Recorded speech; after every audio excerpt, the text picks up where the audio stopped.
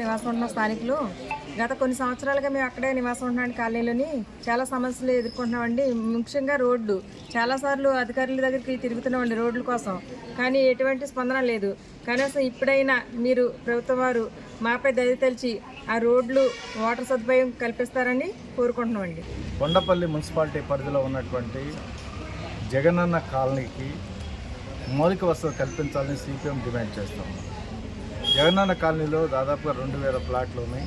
300 మంది పైగా ఇల్లు కట్టుకొని అక్కడ నివసిస్తూ ఉన్నారు. రోడ్లు లేవు, డ్రైనేజీ సౌకర్యం లేదు, బస్ స్టాప్ సౌకర్యం లేదు. ఏ రకమైనటువంటి సౌకర్యం లేకుండా తీవ్రమైనటువంటి ఇబ్బందులు ప్రజలు పడుతూ ఉన్నారు. అనేక సార్లు అధికారులను కోరినప్పటికీ సమస్య పరిష్కారం చేయడంలో తాత్సారం చేస్తున్నటువంటి పరిస్థితి ఉంది. వెంటనే డిఎంఎఫ్టి నిధుల ద్వారా అక్కడ రోడ్లు నిర్మించాలి, మంచినీటి సౌకర్యం కల్పించాలి, డ్రైనేజ్ సౌకర్యం కల్పించాలి, దాంతోపాటుగా బస్ స్టాప్ సౌకర్యం కల్పించాలి. అలాగే ఒక ప్రైమరీ హెల్త్ సెంటర్ మన ఈ విలేజ్ ఏదైతే మన ప్రైమరీ హెల్త్ సెంటర్ ఉందో అక్కడ ఏర్పాటు చేయాలని చెప్పేసి సిపిఎంగా డిమాండ్ చేస్తాను. ఇప్పటికైనా ఎమ్మెల్యే గారు వెంటనే ప్రత్యక్ష జోక్యం చేసుకుని ఈ సమస్య పరిష్కరించాలి. లేని పక్షంలో పెద్ద ఎత్తున ఆందోళనకి సన్నద్ధమవుతామని చెప్పి హెచ్చరిస్తాను.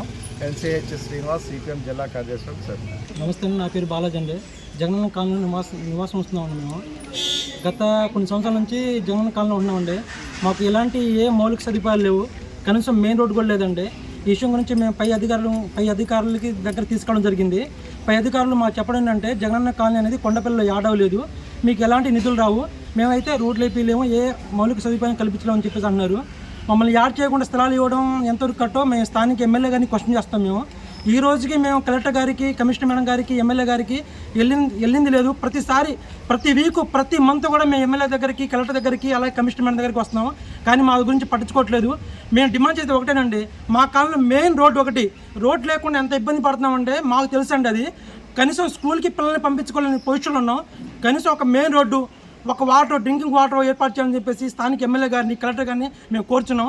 అలాగే ఈ నిధుల లెవెల్లో ఉన్నారు, డిఎంఎఫ్టి ఫండ్ ఉంటుంది, ఆ డిఎంటి ఫండ్ నుంచి అయినా సరే కలెక్టర్ గారు స్పందించి మా కాలనీ కొంచెం విజిట్ చేసి మా కాలనీ ప్రాబ్లం సాల్వ్ చేయాలని కోరుచున్నామండి.